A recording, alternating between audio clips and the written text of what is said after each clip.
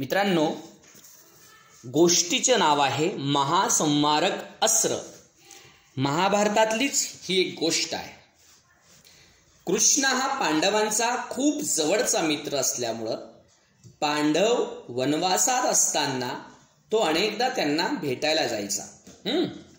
एकदा असाच तो पांडवांच्या भेटीला आलेला असताना अर्जुनाला म्हणाला, ही 13 वर्ष म्हणजे 12 वर्षांचा वनवास आणि 1 वर्षाचा तो अज्ञातवास, अशी 13 वर्ष पूर्ण झाल्यावर काही काळातच पांडवांनो एक महाभयंकर युद्ध होणार असल्याची चिन्ह दिसत आहे. तुमचा चुलत भाऊ दुर्योधन तुमच्या हक्काचं राज्य तुम्हाला कधीच परत देणार नाही. अहो एवढंच काय, पण त्यातला एक छोटासा हिस्सा सुद्धा देणार नाही. अर्थात त्यानं जर तुमचा वाटा तुम्हाला दिलास तर मला पराकुटीचा आनंद होईल, पण तुम्ही मात्र युद्धाची तयारी ठेवावी असा माझा तुम्हाला प्रामाणिक सल्ला आहे. तू स्वतः महापराक्रमी योद्धा आहेस हे तर मला ठाऊकच आहे. कृष्ण पुढे म्हणाला, पण या युद्धात टिकून राहायचं असेल तर तुझ्याकडे एखादं बलशाली अस्त्र हवं ना.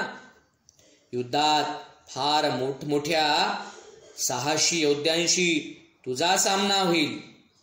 अर्जुना, उदाहरणार्थ तुझे चुलत आजोबा भीष्म पितामह किंवा तुझे गुरु द्रोणाचार्य, त्यांचा मुलगा अश्वत्थामा, त्याचप्रमाणे कर्ण, यांच्यातला प्रत्येक योद्धा म्हणजे तुझ्या विजयाच्या मार्गातील मोठीच अडचण आहे.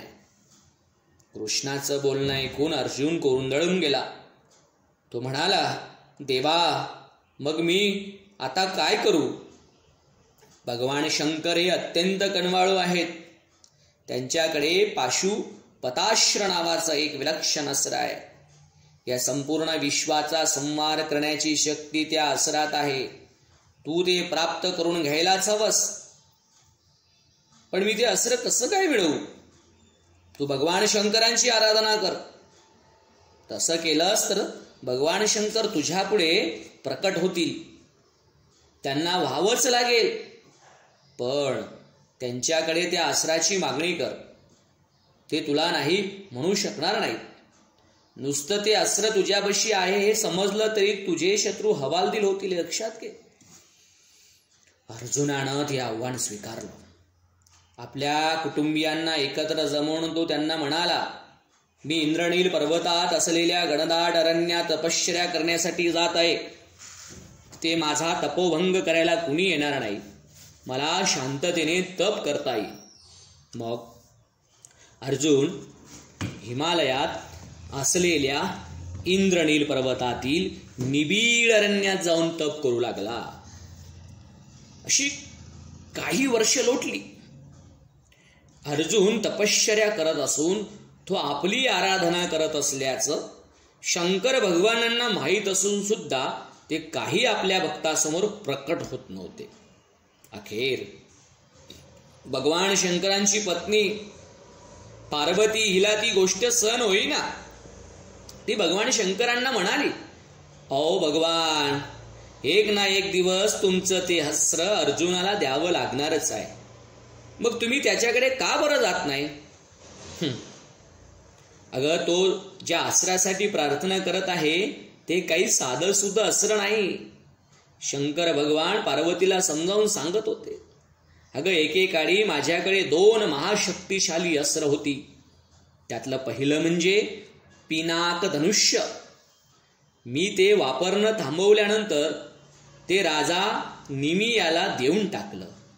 आता माझ्याकडे फक्त हे पाशुपतास्त्र शिल्लक आहे. हेच अर्जुनाला हवं आहे. जर ते त्याला प्राप्त करायचं असेल तर आधी त्यासाठी तो खरंच पात्र आहे ना हे सिद्ध करावं लागेल ना.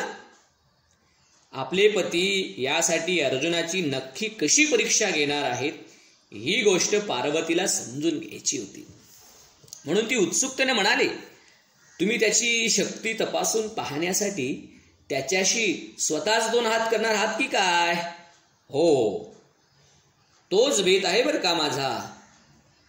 त्यावर पार्वती म्हणाले, अहो, युद्धामध्ये पराक्रमी योद्धा आपल्या शत्रूकडे कधीही पाठ फिरवत नसतो.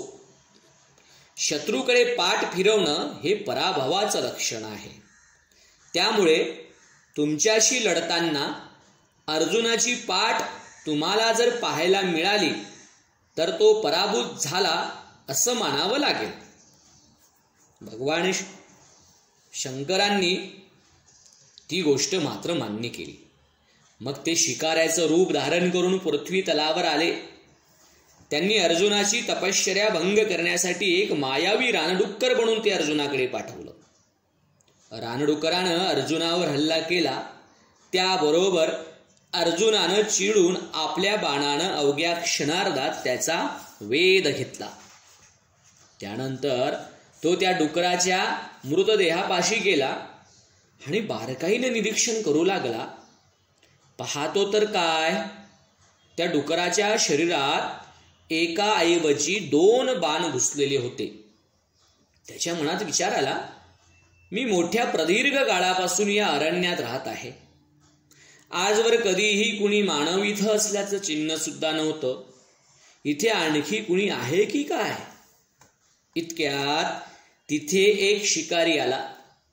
ते खरं तर शिकाऱ्याच्या वेशातील भगवान शंकरच होते आणि ते त्या डुकरावर हक्क सांगत म्हणाले, हे माझा आहे, याला आधी मी मारला आहे. मी याआधी कधीही तुम्हाला इकडे पाहिलेलं नाही. तुम्ही कुठून आलात? अर्जुनानं विचारलं. तुला मी कधी दिसलो नसेल किंवा माझं अस्तित्व जाणवलं नसेलही, पण मी मात्र तुला कित्येकदा पाहिलेलं आहे. भगवान शंकर गूढपणे स्मित हास्य करत म्हणाले. पण अर्जुन मात्र मुळीच हसला नाही. तो अभिमानानं म्हणाला, अहो, जगातील काही थोड्या उत्कृष्ट धनुर्धारींपैकी मी आहे. मी शब्दवेदी धनुर्धारी असून माझ्या लक्षाकडे न पाहताही त्याच्या हालचालीच्या नुसत्या आवाजावरून त्याचा वेध घेऊ शकतो. मी डोळे बंद करून बाण सोडू शकतो. उजव्या आणि डाव्या यापैकी कोणत्याही हाताने मी बाण मारू शकतो. त्यामुळे हा प्राणी माझ्या आधी तुम्ही मारला असं कसं काय म्हणू शकता तुम्ही? अशा प्रकारे अर्जुन आणि शिकाऱ्याच्या रूपातील भगवान शंकर यांचा वादविवाद सुरू झाला. दोघांपैकी कुणीच मागे हटायला तयार नव्हतं. मग आता आपलं सामर्थ्य सिद्ध करून दाखवण्यासाठी दोघांनीही एकमेकांशी धनुष्यबाणाशिवाय लढण्याचं ठरवलं. ते जेव्हा एकमेकांशी झुंज देऊ लागले तेव्हा कधीतरी एकदा अर्जुनाची पाठ भगवान शंकराच्या नजरेस पडली. अर्जुनानं भगवान शंकराकडे पाठ फिरविल्याचं पार्वती देवींनी नीट पाहिलेलं असल्याची जेव्हा त्यांची खात्री पटली तेव्हा ते त्यांच्या मूळ रूपात अर्जुनासमोर प्रकट झाले. आपण इतका वेळ कुणाशी झुंज देत होतो हे अर्जुनाला कळून चुकलं. तो शाळला. भगवान शंकरांच्या चरणी लोटांगण घालून त्यानं त्यांची क्षमा मागितली. त्याच्यावर प्रसन्न होऊन भगवान शंकरांनी त्याला ते पाशुपतास्त्र दिलं. मग पण त्याचबरोबर त्यांनी त्याला समजावलं, हे बघ अर्जुना, हे जगातलं अत्यंत महाभयंकर असं अस्त्र आहे. तुझ्यावर जेव्हा अशी परिस्थिती ओढवेल की त्यातून बाहेर पडण्याचा दुसरा कोणताच मार्ग नसेल, फक्त अशा वेळीच तू या अस्त्राचा वापर कर. जो शत्रू तुझ्या तुल्यबळ नसेल त्याच्यावर याचा वापर कधीही करू नको. अर्जुनानं भगवान शंकरांचा सल्ला ऐकला आणि त्यानं त्या अस्त्राचा कधीच वापर केला नाही. अनेक वेळा वेगवेगळ्या शीर्षकाखाली हीच कथा सांगण्यात येते. उदाहरणार्थ पाशुपतास्त्र प्राप्ती, शबरशंकर विलास किंवा किराटा अर्जुनीय अशा गोष्टी या पाशुपतास्त्राच्या आहेत. धन्यवाद.